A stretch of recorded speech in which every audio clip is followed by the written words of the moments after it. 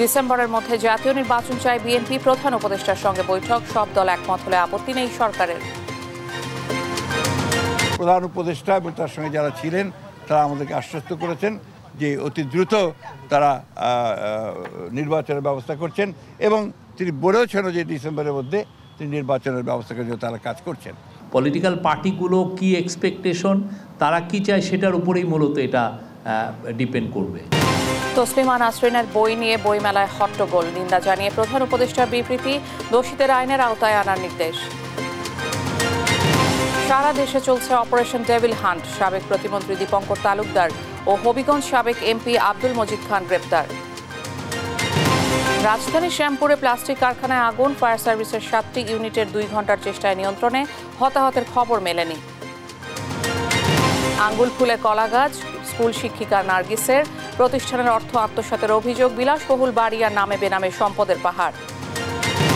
লোকসানের মুখে রাজশাহীর আলু চাষিরা, বিক্রি করে উঠছে না উৎপাদন খরচ, হিমাগার ভাড়া বাড়ায় সংরক্ষণেও বেড়েছে সংকট।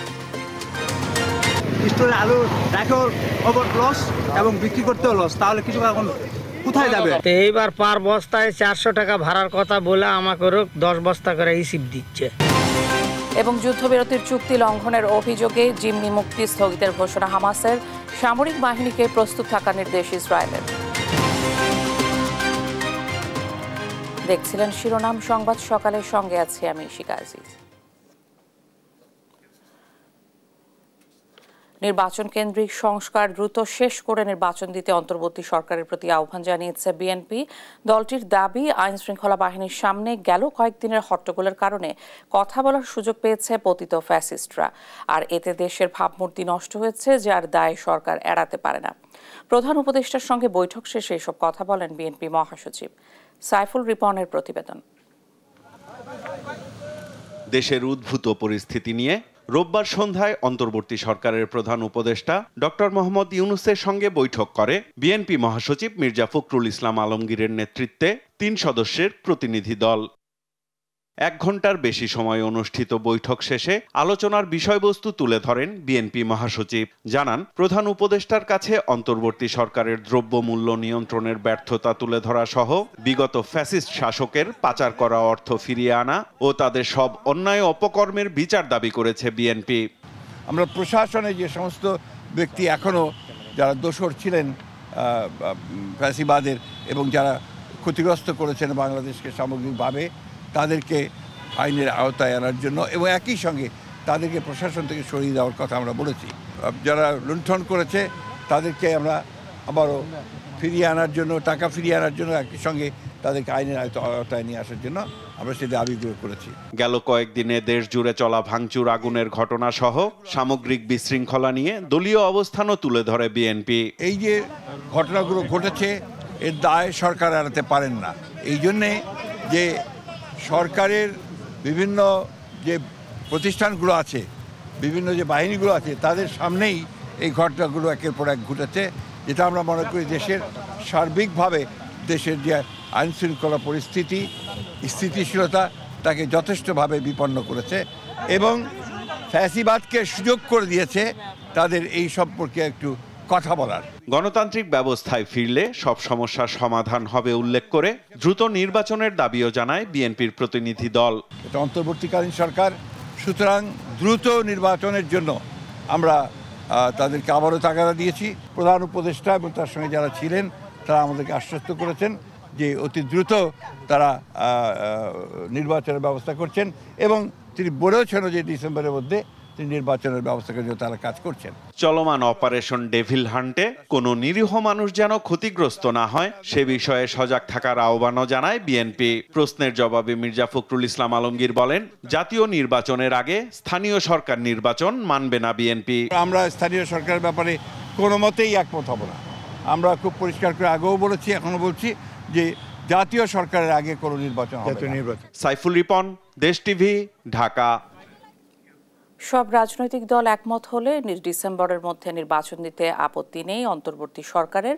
সোমবার সন্ধ্যায় সাংবাদিকদের এমনটি জানিয়েছেন প্রধান উপদেষ্টার প্রেস সচিব শফিকুল আলম। বলেন, নির্বাচনের বিষয়ে বিএনপিকে আশ্বস্ত করেছেন প্রধান উপদেষ্টা। তাৎক্ষণিকভাবে বিচার করতে গিয়ে সরকার কোনো অবিচার করতে চায় না বলেও জানান তিনি। এনআই নাহিদের রিপোর্ট। সোমবার প্রধান উপদেষ্টার সঙ্গে বৈঠক করে বিএনপির একটি প্রতিনিধি দল। পরে সন্ধ্যায় ফরেন সার্ভিস একাডেমিতে বৈঠকের বিষয়ে সাংবাদিকদের সঙ্গে কথা বলে প্রধান উপদেষ্টার প্রেস উইং। এ সময় প্রেস সচিব শফিকুল আলম জানান, জনগণের প্রত্যাশা এবং প্রয়োজনীয় সংস্কার করে জাতীয় নির্বাচনের রোডম্যাপ ঘোষণা করবে সরকার। ডিসেম্বরের মধ্যে নির্বাচন দিতেও সরকারের আপত্তি নেই। আর বিএনপির তরফ থেকে ইলেকশনের বিষয়ে বলা হয়েছে যাতে তাড়াতাড়ি ইলেকশন হয়। প্রফেসর ইউনূস বলেছেন যে অবশ্যই উনি এই বিষয়ে পুরো কনসেনসাস কমিশনের কাজটাই হবে এই বিষয় নিয়ে তাড়াতাড়ি কাজ করা। এবং এটা আপনারা জানেন, আমরা এর আগে তো দুটো টাইম দিয়েছিলাম। হ্যাঁ, একটা টাইম হচ্ছে এই বছরের ডিসেম্বরের মধ্যে, আর একটা পরের বছর জুনের মধ্যে। এখন এটা নিয়ে সামনে আপনারা আরও এই বিষয়ে আরো কিছু শুনতে পারবেন। চলমান ডেভিল হান্ট অভিযান প্রসঙ্গে তিনি বলেন, প্রকৃত অপরাধীদের বিচারের আওতায় আনা হবে, নিরপরাধ ব্যক্তিরা হয়রানির শিকার হবেন না। আমরা যারা অপরাধী তাদের পুলিশের হাতে, আইনের হাতে সোপর্দ করব। যারা অপরাধী নয়, পুলিশের হাতে দেওয়ার মতো নয়, তাদের মানুষ করব। প্রেস সচিব বলেন, বৈঠকে দেশের বিভিন্ন থানায় বিএনপি নেতাকর্মীদের প্রায় 1,25,000 হয়রানিমূলক ও গায়েবী মামলা বাতিলের কথা বলেছেন বিএনপি নেতারা। তফাৎ থাকলো কোথায়? এনআই নাহিদ, দেশ টিভি, ঢাকা। বইমেলায় সব্যসাচী নামের স্টলে বিতর্কিত লেখিকা তসলিমা নাসরিনের বই রাখা এবং সামাজিক মাধ্যমে দেয়া স্ট্যাটাসকে কেন্দ্র করে বইমেলায় হট্টগোল হয়েছে। সোমবার সন্ধ্যায় স্টলের সামনে ভিড় করে তসলিমা নাসরিনের বই রাখার প্রতিবাদ জানায় একটি পক্ষ। বাকবিতণ্ডার এক পর্যায়ে পুলিশ প্রকাশক শতাব্দী ভবকে মেলার কন্ট্রোল রুমে নিয়ে যায়। পরিস্থিতি নিয়ন্ত্রণে আসার পর তাকে থানায় নেওয়া হয়। পরে বইমেলায় এমন ঘটনার তাৎক্ষণিক প্রতিবাদ জানিয়ে মিছিল করে কয়েকটি ছাত্র সংগঠন। এদিকে বইমেলার স্টলে বাকবিতণ্ডা ও হট্টগোলের ঘটনায় নিন্দা জানিয়ে দোষীদের আইনের আওতায় আনার নির্দেশ দিয়েছেন প্রধান উপদেষ্টা অধ্যাপক ডক্টর মোহাম্মদ ইউনূস। সোমবার রাতে দেয়া বিবৃতিতে বলা হয়, এমন বিশৃঙ্খলা আচরণ নাগরিক অধিকার এবং দেশের আইনের প্রতি অবজ্ঞার শামিল।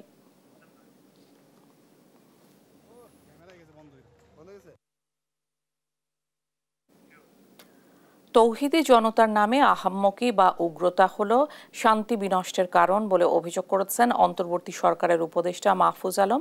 সোমবার রাতে সামাজিক যোগাযোগ মাধ্যমে অভ্যুত্থানের পক্ষে হলে মব করা বন্ধ করেন শীর্ষক একটি পোস্ট করেন তিনি। বলেন, অভ্যুত্থানের পক্ষে মব করা বন্ধ করেন, আর যদি মব করেন তাহলে আপনাদেরও ডেভিল হিসেবে ট্রিট করা হবে। আইন নিজের হাতে তুলে নেওয়া কারো কাজ নয়। কথিত আন্দোলন আর মবের মহড়া সরকার এখন থেকে শক্ত হাতে মোকাবেলা করবে বলেও হুঁশিয়ারি দেন তিনি।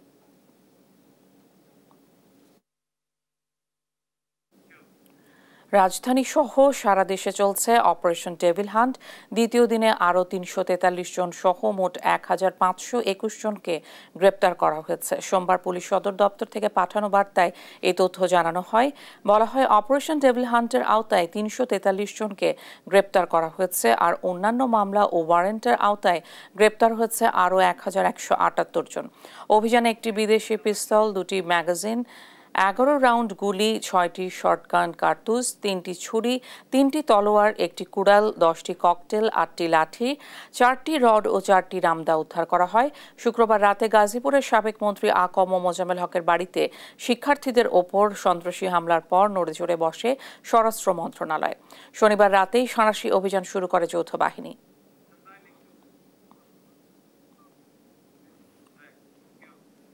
ভোলায় অপারেশন ডেভিল হান্টের খবরাখবর জানাতে যুক্ত হচ্ছেন সহকর্মী ছোটন সাহা। ছোটন, অভিযানে ভোলায় কতজনকে গ্রেপ্তার করা হয়েছে, আর এ নিয়ে সাধারণ মানুষের মাঝে কোনো আতঙ্ক রয়েছে কিনা? শিখা, আপনি যেমনটি বলছিলেন, গতকালকে থেকে আনুষ্ঠানিকভাবে কিন্তু যৌথ বাহিনীর এই অপারেশন ডেভিল হান্ট কিন্তু শুরু হয়েছে। আমরা রাতে দেখেছি যে রাতভর কিন্তু যৌথ বাহিনী কিন্তু সেই অপারেশনটি পরিচালনা করেছে এবং তারা শহরের বিভিন্ন পয়েন্টে চেকপোস্ট বসিয়ে যাদেরকে সন্দেহভাজন মনে হয়েছে তাদের গাড়িগুলো কিন্তু তল্লাশি করেছে এবং অবৈধ গাড়ির বিরুদ্ধে কিন্তু তারা মামলা দিয়েছে এবং যাদের কাছে অবৈধ কোনো অস্ত্র পাওয়া গেছে তাদেরকে কিন্তু আটক করা হয়েছে। তবে গত 24 ঘন্টায় আমরা যেমনটি জানতে পেরেছি, গত 24 ঘন্টায় কিন্তু 18 জনকে আটক করা হয়েছে। এর মধ্যে কোস্টগার্ডের হাতে আটক হয়েছে 15 জন।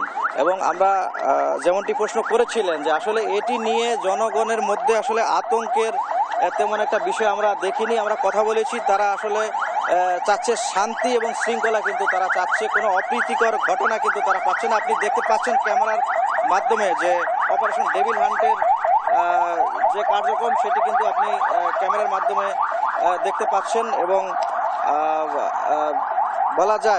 বলা হয়েছে আইন শৃঙ্খলা রক্ষাকারী বাহিনীর সদস্যরা বলা হয়েছে যে কোনো মতেই তারা কোনো বিশৃঙ্খলা, কোনো অপ্রীতিকর ঘটনা কিন্তু তারা ঘটতে দিবেন না। এজন্য তাদের যে অবস্থান সেটি কিন্তু শক্ত রয়েছে এবং পুলিশ, কোস্টগার্ড, নৌবাহিনী এরা যৌথভাবে কিন্তু এই অপারেশনটি পরিচালনা করছে এবং বিভিন্ন স্পটে তারা চেকপোস্ট বসিয়ে দিচ্ছে এবং যাদেরকে নাশকতাকারী হিসেবে তারা সন্দেহ করছে তাদেরকে কিন্তু তল্লাশি করছে এবং তাদেরকে কিন্তু তারা আটক করছে। এবং এই যে তাদের অভিযান কার্যক্রম এটি আমরা জেনেছি, এটি পরবর্তী নির্দেশনা না দেওয়া পর্যন্ত তাদের প্রতিদিন এই অভিযান কিন্তু চলবে। আমরা রয়েছি ইলিশা স্ট্যান্ড এলাকায়, যেটি ব্যস্ততম ভোলা লক্ষ্মীপুর বরিশাল সড়ক এটি, এবং এই সড়কে কিন্তু কোস্টগার্ড এখন অবস্থান করছে। বাংলাদেশ কোস্টগার্ড দক্ষিণ জোনের একটি টিম কিন্তু এখানে অবস্থান করছে এবং তারা পর্যবেক্ষণ করছে এবং যাদেরকে সন্দেহভাজন মনে হচ্ছে, যাদেরকে অপরাধী মনে হচ্ছে তাদেরকে কিন্তু তারা আটক করছে, এমনটি কিন্তু কোস্টগার্ডের পক্ষ থেকে বলা হয়েছে। এবং তারা বলেছে যে তারা গত 24 ঘন্টায় এখন পর্যন্ত 15 জনকে আটক করেছে এবং জেলা জুড়ে সেই আটকের সংখ্যা কিন্তু 18 জন দাঁড়িয়েছে। এবং বলছিল যে কোস্টগার্ডের পক্ষ থেকে বলা হয়েছে যে এই যে কোস্টগার্ডের যে অভিযান চলছে এবং যৌথ বাহিনীর যে অভিযান চলছে এ কারণে কিন্তু বেশিরভাগ যে অপরাধী রয়েছে তারা কিন্তু গা ঢাকা দিয়েছে, এমনটি কিন্তু জেনেছি। তবে গা ঢাকা দেখ না কেন, তাদের অপরাধ দমনে এবং নাশকতাকারীদের আটক করার লক্ষ্যে তাদের যে অভিযান সেটি কিন্তু চলমান থাকবে, এমনটি কিন্তু আমরা জেনেছি। তো ইশিকা, এ ছিল আমার কাছে যে ভোলাতে যে অপারেশন চলছে যৌথ বাহিনীর এবং বাংলাদেশ কোস্টগার্ডের, তা নিয়ে সর্বশেষ তথ্য। ইশিকা। ছোটন, অনেক ধন্যবাদ আপনাকে। অপারেশন ডেভিল হান্ট নিয়ে বিস্তারিত জানছিলাম ভোলা থেকে সহকর্মীর কাছে। আওয়ামী লীগ সরকারের সাবেক পার্বত্য চট্টগ্রাম বিষয়ক প্রতিমন্ত্রী দীপঙ্কর তালুকদার ও হবিগঞ্জ 2 আসনের সাবেক সংসদ সদস্য আব্দুল মজিদ খানকে গ্রেপ্তার করেছে ঢাকা মহানগর গোয়েন্দা পুলিশ ডিবি। সোমবার সন্ধ্যায় রাজধানীর সোভানবাগ থেকে দীপঙ্কর তালুকদারকে গ্রেপ্তার করে ডিবি পুলিশের একটি দল। ডিএমপির মিডিয়া বিভাগের উপকমিশনার তালেবুর রহমান জানান তার বিরুদ্ধে একাধিক মামলা রয়েছে। এদিকে রাতে রাজধানীর ফার্মগেট এলাকা থেকে হবিগঞ্জ 2 আসনের সাবেক এমপি আব্দুল মজিদ খানকে গ্রেপ্তার করে ডিবির আরেকটি দল। ঢাকা মহানগর পুলিশের অতিরিক্ত কমিশনার রেজাউল করিম মল্লিক জানান আব্দুল মজিদ খানের বিরুদ্ধে বৈষম্য বিরোধী ছাত্র আন্দোলনে হতাহতের ঘটনায় একাধিক মামলা রয়েছে। হবিগঞ্জের একটি মামলায় তাকে গ্রেপ্তার দেখানো হয়েছে।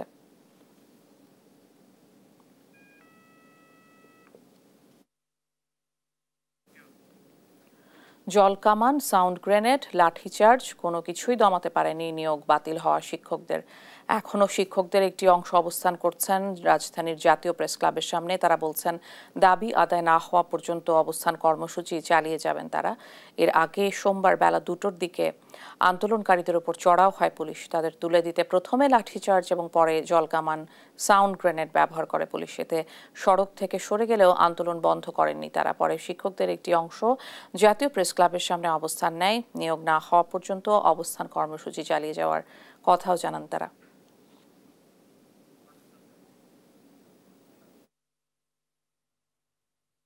চা খাইতে যাইতে পারি না, চা খাইতে গেলেও বন্ধু বান্ধব জিজ্ঞেস করে কি জয়নিং কেন হয়নি।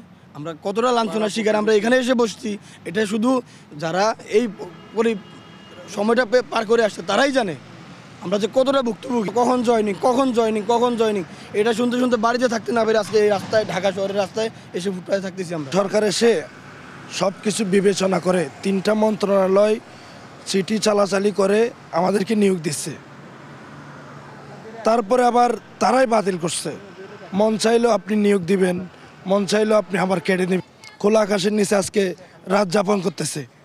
আপনারা অধিদপ্তর মন্ত্রণালয় একটু দেখতেও আসলেন না, একটু সহমর্মিতা দেখাতে আসলেন না? আমার চোখে দেখেন, চোখ লাল হয়ে গেছে টিয়ার সেলে। এগুলা কেন করেন? এটা তো আমরা চাই নাই।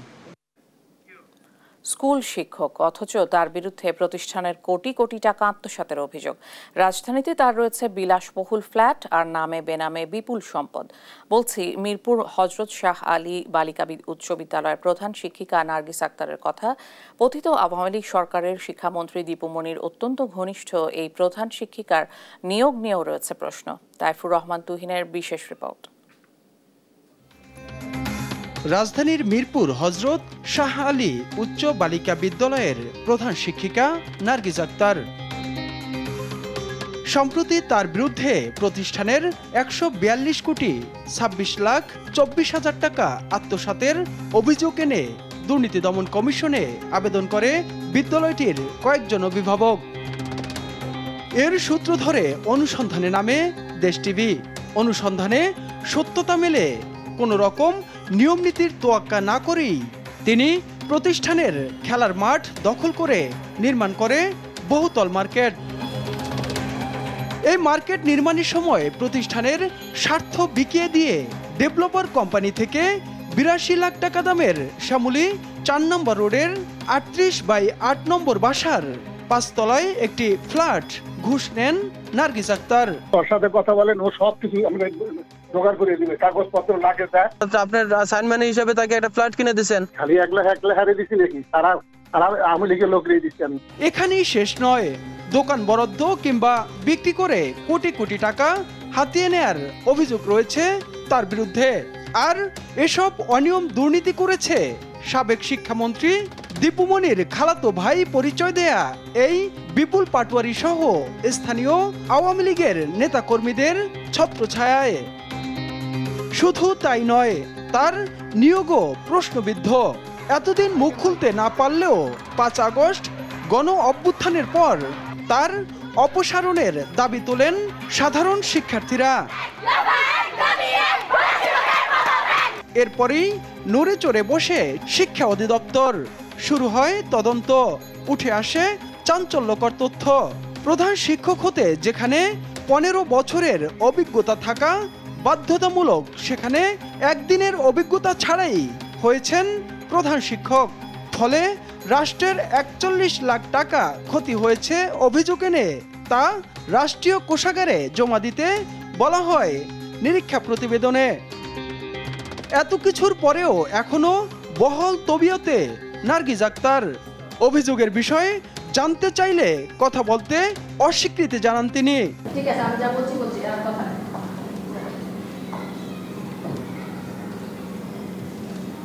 এদিকে শিক্ষা অধিদপ্তরের মহাপরিচালক বলছেন, শিগগিরই তার বিরুদ্ধে নেওয়া হবে বিধি মোতাবেক ব্যবস্থা।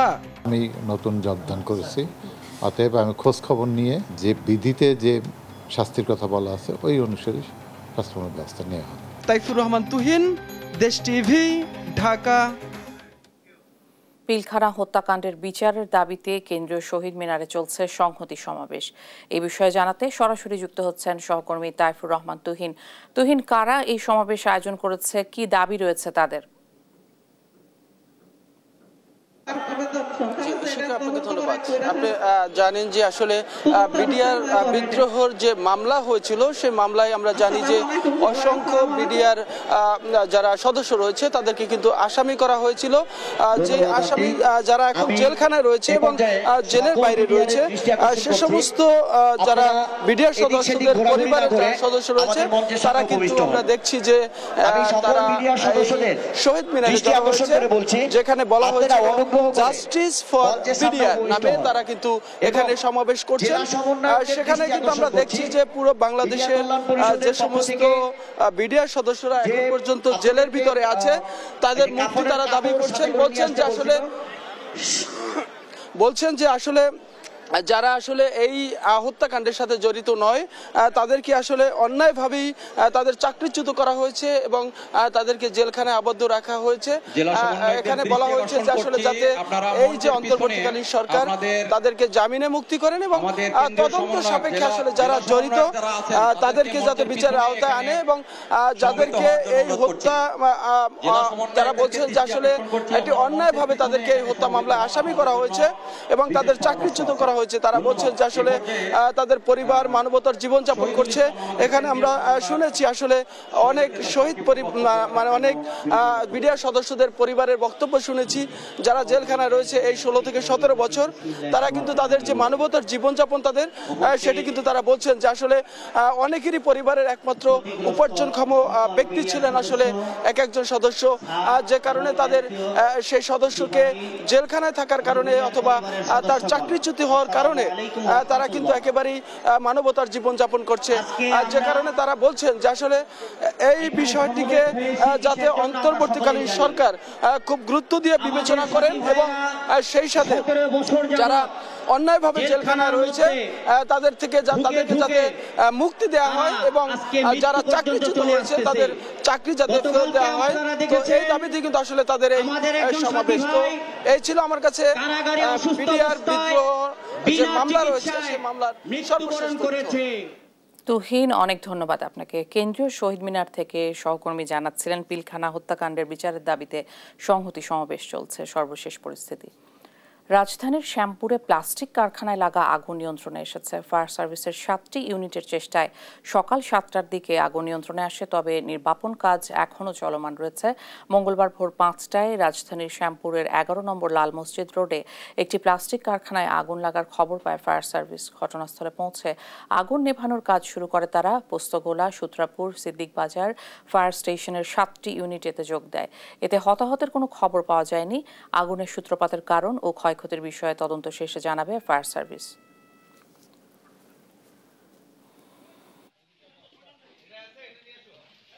বিসিকে একটা অগ্নিকাণ্ড সংঘটিত হচ্ছে। সংবাদ প্রাপ্তির সাথে সাথে প্রথমে পুস্তকলা ফায়ার স্টেশন ঘটনাস্থলে আসে। আগুনের ভয়াবহতা এবং প্রচণ্ড ধোঁয়া দেখে তারা সাহায্য চায়। তারপরে সূত্রাপুর এবং অধিদপ্তর থেকে বিশেষ পানিবিভাগের সহ মোট 7টা ইউনিট আমাদের ঘটনাস্থলে আসে এবং 7টা 18 মিনিটের সময় আমরা আগুনটা নিয়ন্ত্রণে নিয়ে আসতে পারি। দ্রুত রেসপন্স করার কারণে আশেপাশে যে বিল্ডিংগুলো আছে, যে ভবনগুলো আছে, এগুলো বড় ভয়াবহ অগ্নিকাণ্ড হইতে রক্ষা পায়। মেডিকেল বোর্ড যে নাজুক হয়ে পড়েছে বগুড়ার স্বাস্থ্য ব্যবস্থা। হাতে গোনা কয়েকটি প্রতিষ্ঠান ছাড়া বেশিরভাগ হাসপাতাল ক্লিনিকেই নেই যথাযথ বর্জ্য ব্যবস্থাপনা।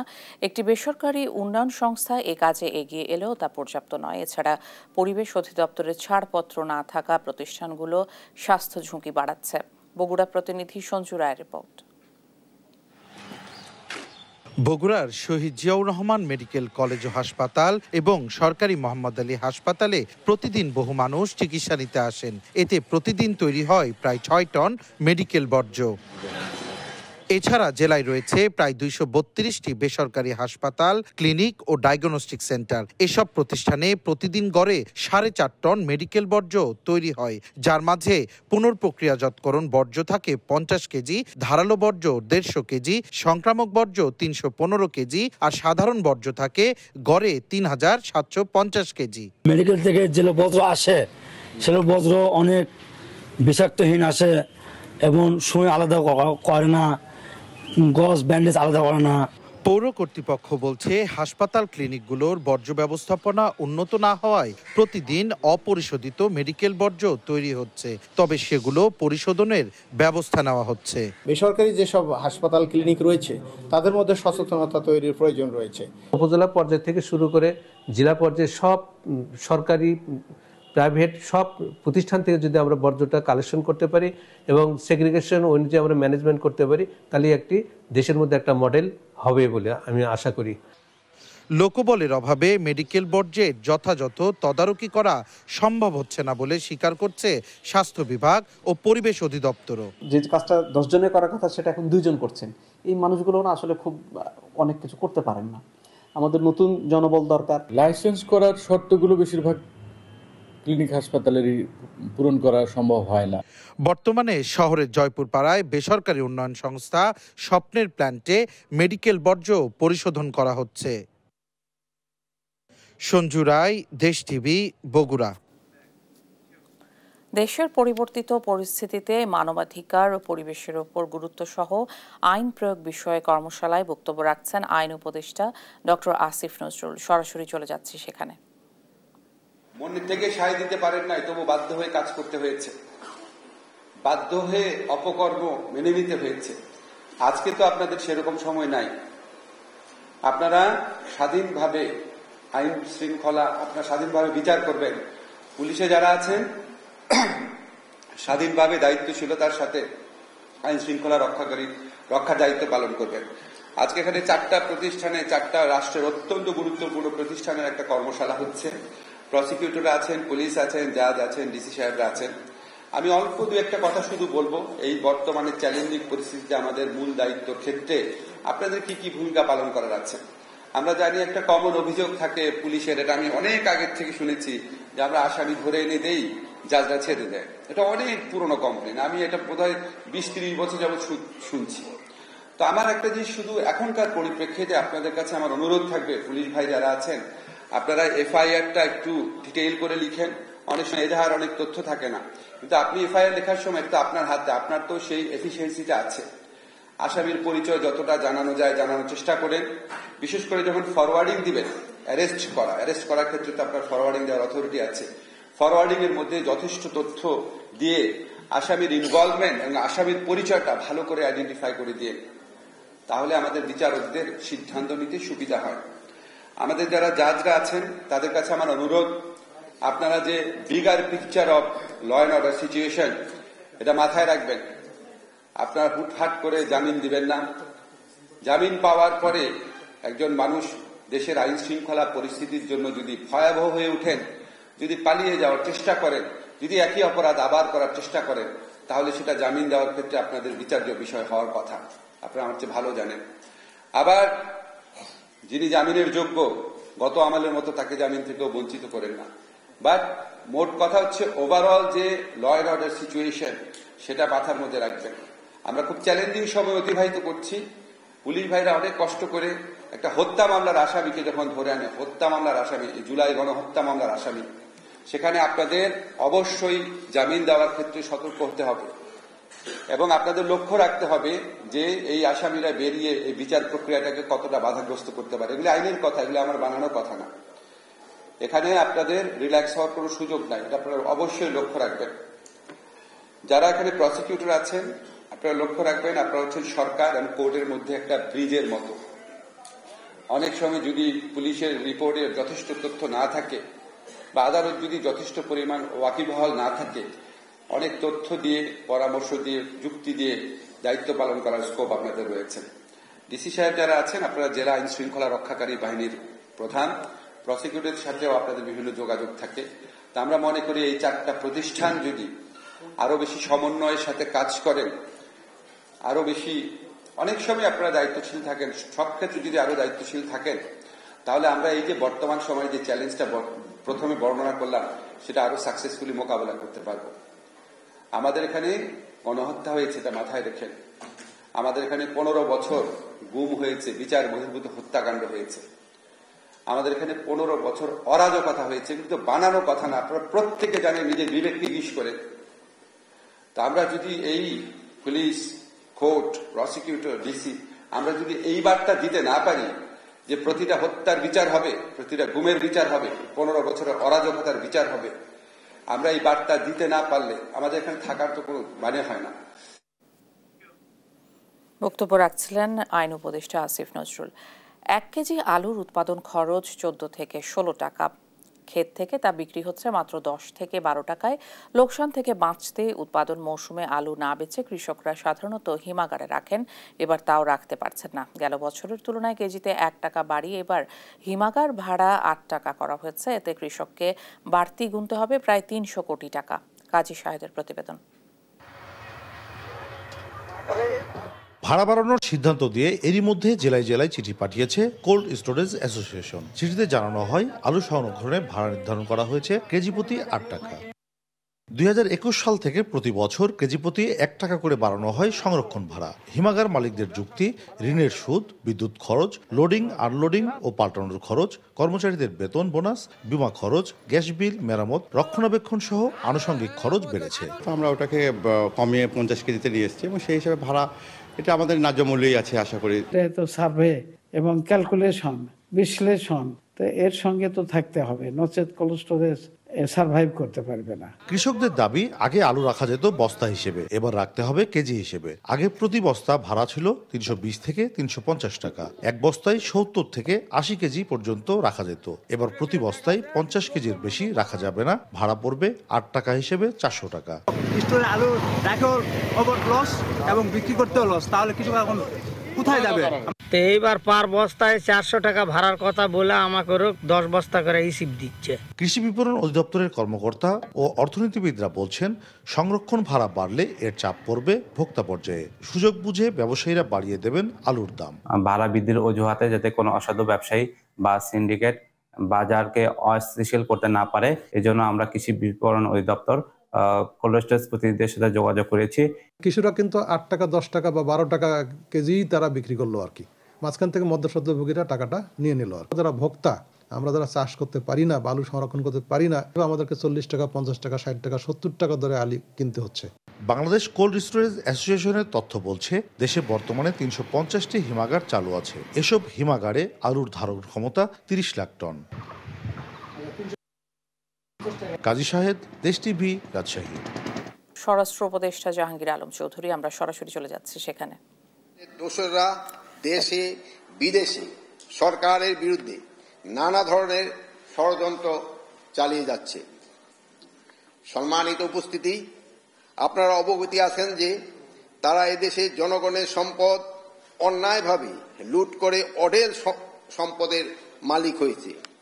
নাগরিকদের যারাই তাদের অন্যায়ের বিরুদ্ধে সোচ্চার হয়েছে, সে সকল বিরোধীদের দেশদ্রোহী আখ্যা দিয়ে অন্যায়ভাবে মামলা হামলা দিয়ে হেনস্থা করেছে। গণমাধ্যম দখল ও নিয়ন্ত্রণ করেছে। মানবাধিকার সংস্থাগুলোকে শায়েস্তা করেছে। অনুগত পুঁজিবাদী শ্রেণী তৈরি করে সম্পদ লুণ্ঠন করেছে। সিভিল সার্ভিস ও নিরাপত্তা বাহিনীর উপর কর্তৃত্ব স্থাপন করে আদালতের স্বাধীনতা খর্ব করেছে। বর্তমানে তারা তাদের অর্জিত অবৈধ সম্পদ ব্যবহার করে অপশক্তি সম্পৃক্ততায় নৈরাজ্য সৃষ্টির মাধ্যমে নিজেদের অবস্থান জানান দিচ্ছে। আপনারা জানেন যে জুলাই অগাস্ট হত্যাকাণ্ডের সাথে সরাসরি জড়িত, সন্ত্রাসী, নরহত্যায় জড়িত, বিশেষ হেলমেট বাহিনী, ফৌজদারি অপরাধে সম্পৃক্ত ফ্যাসিস্ট ও তাদের দূষররা অর্থ পাচারকারী, লুণ্ঠনকারী, ষড়যন্ত্রকারী, দুষ্কৃতিকারী, রাষ্ট্রদ্রোহী, দুদকের মামলায় আসামিদের আইনের আওতায় আনার জন্য সরকার কাজ করে যাচ্ছে। সরকারের পুলিশ বাহিনী, র্যাপিড অ্যাকশন ব্যাটালিয়ন, সশস্ত্র বাহিনীর সদস্যরা আইনি প্রক্রিয়ায় এই সকল অপরাধীকে উল্লেখযোগ্য পরিমাণ গ্রেপ্তার করেছে। এই প্রক্রিয়া অব্যাহত রয়েছে। সারা দেশে অস্থিরতা সৃষ্টির অপতৎপরতাকারী তাদের সহযোগীদের আইনের আওতায় আনার লক্ষ্যে স্বরাষ্ট্র মন্ত্রণালয়ের আওতায় আইন শৃঙ্খলা রক্ষাকারী বাহিনী নিয়োজিত বাহিনীসমূহের সমন্বয়ে গত 8ই ফেব্রুয়ারি 2025 তারিখ হতে অপারেশন ডেভিল হান্ট অভিযান পরিচালনা শুরু হচ্ছে। স্বরাষ্ট্র মন্ত্রণালয় হতে সারা দেশে অভিযান সংশ্লিষ্টদের সামগ্রিক কার্যক্রম তদারকি করা হবে এবং স্বরাষ্ট্র মন্ত্রণালয়ের অধীনে স্থাপিত জয়েন্ট অপারেশন সেন্টারের মাধ্যমে অপারেশন ডেভিল হান্টের সার্বিক কার্যক্রম সমন্বয় করা এবং মেট্রোপলিটন এলাকায় মেট্রোপলিটন পুলিশ কমিশনার এবং জেলা পর্যায়ে বিজ্ঞ জেলা ম্যাজিস্ট্রেট, এসপি এই অভিযান পরিচালনায় সমন্বয় করবেন।